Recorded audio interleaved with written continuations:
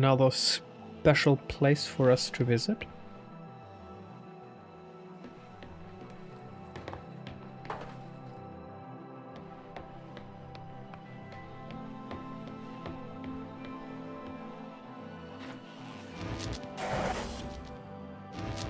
Ah. Okay. No, there's nothing here. Maybe we can keep the door open this way. Ha! Do not forgot. Oh, maybe it does. Ah.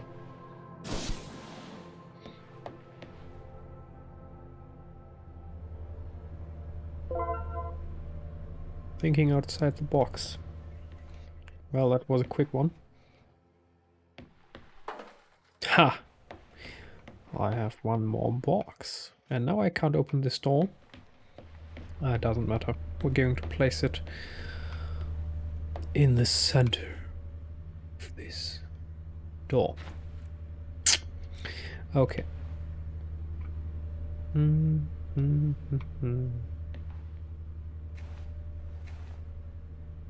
Oh boy. Thinking outside the box gets us to read a lot of papers. A lot of papers. Here we go again. I propose... maybe this is... before, I haven't read this yet, but Alan Turing... I was about to say this is an excerpt of Alan Turing. Of course I was right. Okay. Okay. I propose to consider the question, can machines think? The new form of the problem can be described in terms of a game which we call the imitation game. It is played with 3 people, a man, A woman, B, and an interrogator, C, who may be of either sex. The interrogator stays in a room apart from the other 2. The object of the game for the interrogator is to determine which of the other 2 is the man and which is the woman. He knows them by labels X and Y, and at the end of the game he says either X is A and Y is B, or X is B and Y is A. The interrogator is allowed to put questions to A and B. We now ask the question, what will happen when a machine takes the part of A in this game? Will the interrogator decide wrongly as often when the game is played like this as he does when the game is played between a woman and a man? These questions replace our original "can machines think?" The question and answer method seems to be suitable for introducing almost any one of the fields of human endeavor that we wish to include. We do not wish to penalize the machine for its inability to shine in beauty competitions, nor to penalize a man for losing in a race against an aeroplane. The conditions of our game make these disabilities irrelevant. The witness can brag, if they consider it advisable, as much as they please about their charms, strength, or heroism, but the interrogator cannot demand practical demonstrations. The game may perhaps be criticized on the ground that the odds are weighted too heavily against the machine. If the man were to try and pretend to be the machine, he would clearly make a very poor showing. He would be given away at once by slowness and inaccuracy in arithmetic. May not machines carry out something which ought to be described as thinking, but which is very different from what a man does? This objection is a very strong one, but at least we can say that if nevertheless a machine can be constructed to play the imitation game satisfactorily, we need not be troubled by this objection. It might be urged that when playing the imitation game, the best strategy for the machine may possibly be something other than imitation of the behavior of a man. This may be, but I think it is unlikely that there is any great effect of this kind. In any case, there is no intention to investigate here the theory of the game, and it will be assumed that the best strategy is to try to provide answers that would naturally be given by any man. Yeah, man.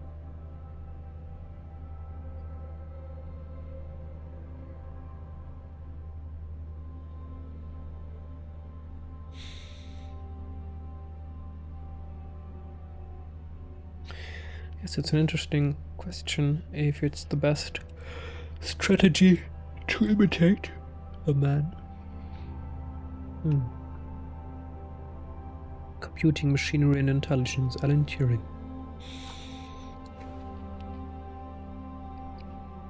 And the Lord God formed man of the dust of the ground and breathed into his nostrils the breath of life. And man became a living soul. Genesis 2:7, King James Version.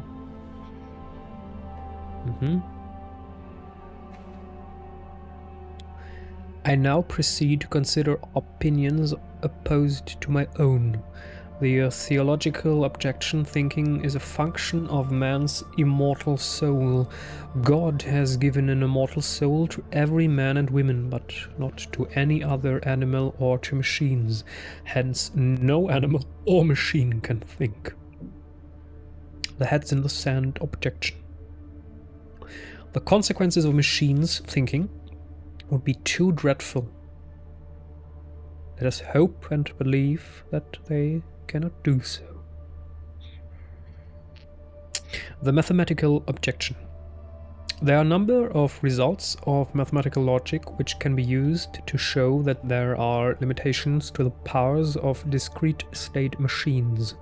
The best known of these results is known as Gödel's theorem, 1931. And shows that in any sufficiently powerful logical system, statements can be formulated which can neither be proved nor disproved within the system unless possibly the system itself is inconsistent. The argument from consciousness. This argument is very well expressed in Professor Jefferson's Lister oration for 1949. From 4 years after the Second World War, from which I quote: "Not until a machine can write a sonnet, compose a concerto because of thoughts and emotions felt, and not by the chance fall of symbols could we agree that machine equals brain that is not only write it, but know that it had written it. No mechanism could feel and not merely artificially signal easy contrivance, pleasure at its success. Grief when its valves fuse, be warmed by flattery, be made miserable by its mistakes, be charmed by sex, be angry or depressed when it cannot get what it wants." Interestingly, Tom is miserable by mistake. He is angry when he cannot get what he wants. His voice changes tone. Interesting. Arguments from various disabilities. These arguments take the form: I grant you that you can make machines do all the things you have mentioned, but you will never be able to make one to do X. Numerous features X are suggested in this connection. I offer a selection. What? Numerous features X are suggested in this connection. I offer a selection. Be kind, resourceful, beautiful, friendly, have initiative, have a sense of humor, tell right from wrong.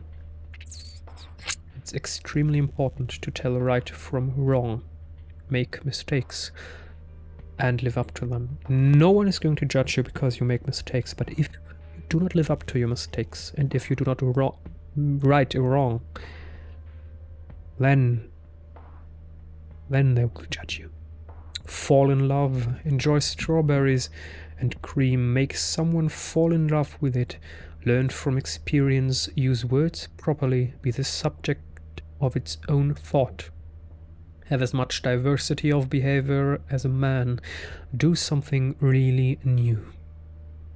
Lady Lovelace's objection. A most detailed information of Babbage's analytical engine comes from a memoir by Lady Lovelace, 1842.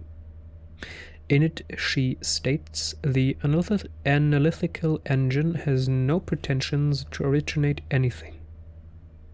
It can do whatever we know how to order it to perform, her italics.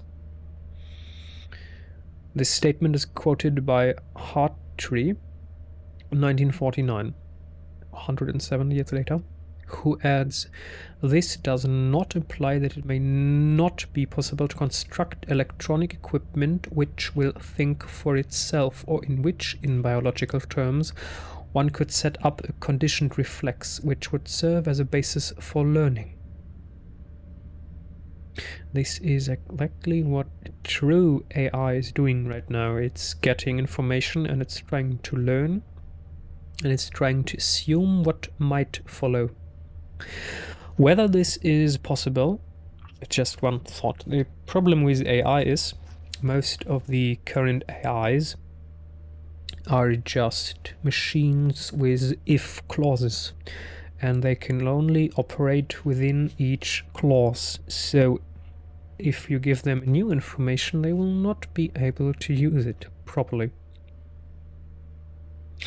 Whether this is possible in principle or not is a stimulating and exciting question, suggested by some of these recent developments, but it did not seem that the machines constructed or projected at the time had this property. Argument from continuity in the nervous system. The nervous system is certainly not a discrete state machine. A small error in the information about the size of a nervous impulse impinging on a neuron may make a large difference to the size of the outgoing impulse. It might be argued that, this being so, one cannot expect to be able to mimic the behavior of the nervous system with a discrete state system.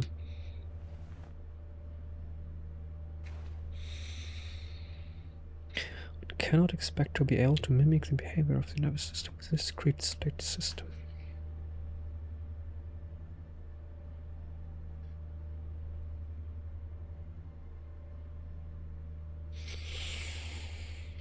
Well, the outgoing impulse is going to depend on the impulse you're giving, so if you change the impulse, you're of course changing the outcome.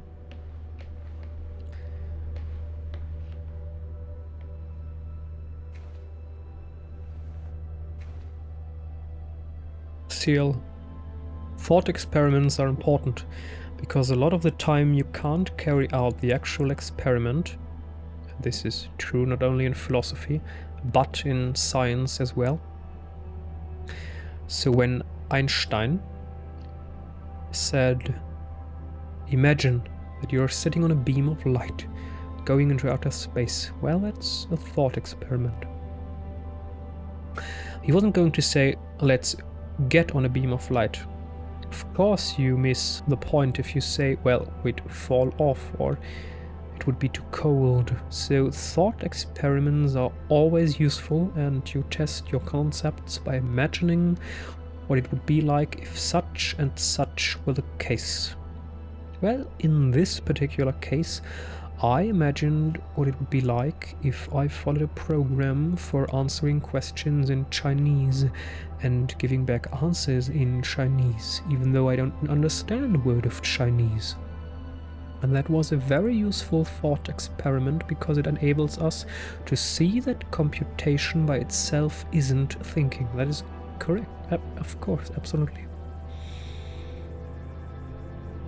Even if you use knowledge, if you use information, without the connection, it's worth just the uttered word. consciousness exists only insofar as it is experienced by a human or animal subject. Okay. Now, grant me that consciousness is a genuine biological phenomenon. Well, all the same, it's somewhat different from other biological phenomena, because it only exists insofar as it is experienced. However, that does give it an interesting status. You can't refuse the existence of consciousness by showing that it's just an illusion, because the illusion, reality, distinction, rests on the difference between how things consciously seem to us and how they really are. But where the very existence of consciousness is concerned, if it consciously seems to me that I'm conscious, then I am conscious.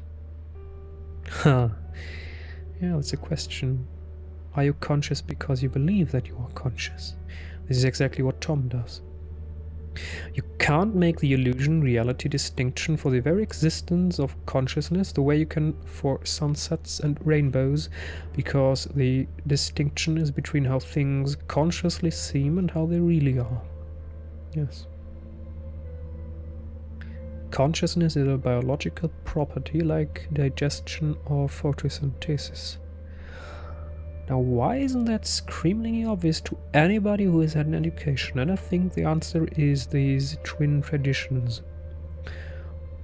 On the one hand, there is God, the soul and immortality that says it's really not part of the physical world, and then there is the almost as bad traditions of scientific materialism that says it's not a part of the physical world. They both make the same mistake. They refuse to take consciousness on its own terms as a biological phenomenon like digestion or photosynthesis or mitosis or any other biological phenomenon. I'm not convinced. If consciousness is a biological phenomenon, why is it singular to the human species? At least we believe so. At least we have not encountered beings capable of communicating on a conscious level. There are animals who consciously understand what they see. There are apes, cats, or dolphins, or other animals who can remember, who can feel, who can be angry, lusty, friendly-ish, annoyed. But does memory and emotions make you consciously? I think we all really have conscious states. To remind everyone of this fact, I ask my readers to perform the small experiment of pinching the left forearm with the right hand to produce a small pain. I'm doing that right now. The pain has a certain sort of qualitative feeling to it, and such qualitative feelings are typical of the various sorts of conscious events that form the content of our waking and dreaming lives. I'm not convinced. Pain is not a mathematical or logical concept that you can number or put in a real value to it. Pain are just receptors by your body telling your brain that something is off. It's just a warning signal.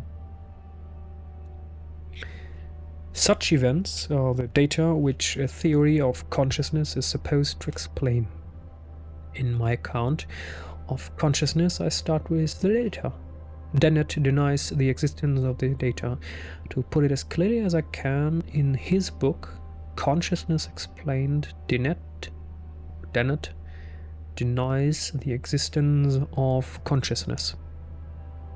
He says correctly that when I wrote my review, I took his book to be his definite statement of his position on the Chinese room and did not consult his earlier works. In fact, I did not know that he had produced a total of 7 published attacks on this one short argument of mine until I saw his letter. He now claims to have refuted all 3 premises of the argument in 1987. But I have just reread the relevant chapter of his book and find he did nothing of the sort. Nor did he even make a serious effort to attack the premises. Rather, he misstates my position as being about consciousness rather than about semantics. He thinks that I am only concerned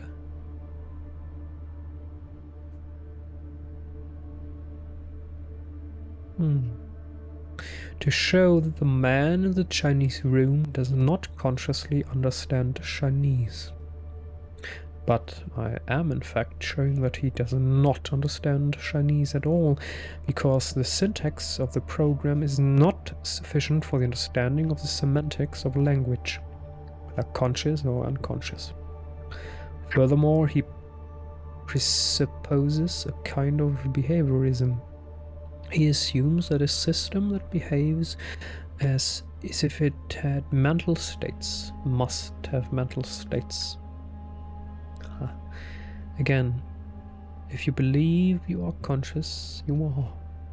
But that kind of behaviorism is precisely what is challenged by the argument, so I have to confess that I don't find that the weakness of his arguments in his recent book is helped by his 1987 arguments.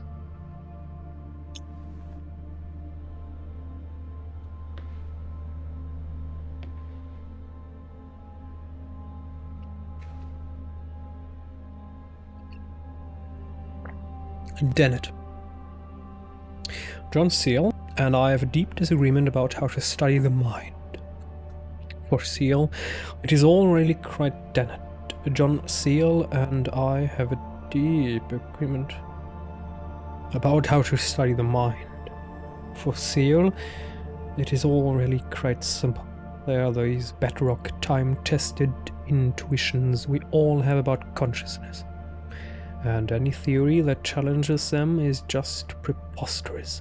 I, on the contrary, think that the persistent problem of consciousness is going to remain a mystery until we find some such dead obvious intuition, and show that in spite of first appearances, it is false. One of us is dead wrong and the stakes are high. Searle sees my position as a form of intellectual pathologic. No one should be surprised to learn that the feeling is mutual. For his part, he has one argument, the Chinese room, and he has been trotting it out basically unchanged for 15 years. It has proven to be an amazingly popular number among the non-experts, in spite of the fact that just about everyone who knows anything about the field dismissed it long ago. It is full of well-concealed fallacies. By Searle's own count, there were 100 published attacks on it. He can count them, but I guess he can't read them, for in all those years he has never, to my knowledge, responded in detail to the dozens of devastating criticisms they contain. He has just presented the basic thought experiment over and over again. I just went back and counted. I am dismayed to discover that no less than 7 of those published criticisms are by me. 1980, 1982, 1984, 1985, 87, 90, 91, and 93. Searle debated me furiously in the pages of the NYRB back in 1982 when Douglas Hofstadter and I first exposed the cute tricks that make the Chinese room work. That was the last Searle addressed any of my specific criticisms until now. Now he trots out the Chinese room yet one more time and has the audacity to ask, now why does Dennett not face the actual argument as I have stated it? Why does he not tell us which of the 3 premises he rejects in the Chinese room argument? Well, because I have already done so. Great detail in several of the articles he has never deigned to answer. For instance, in Fast Thinking, way back in the International Stance, 1987, I explicitly quoted his entire three-premise argument and showed exactly why all three of them are false, when given the interpretation that need for the argument to go through. Why didn't I repeat that 1987 article in my 1991 book? Because, unlike Searle, I had gone on to other things. I did, however, cite my 1987 article prominently in a footnote, page 436, and noted that Searle's only response to it had been simply to declare, without argument, that the points offered there were irrelevant. The pattern continues. Now he both ignores that challenge and goes on to misrepresent the further criticism of the Chinese room that I offered in the book under review.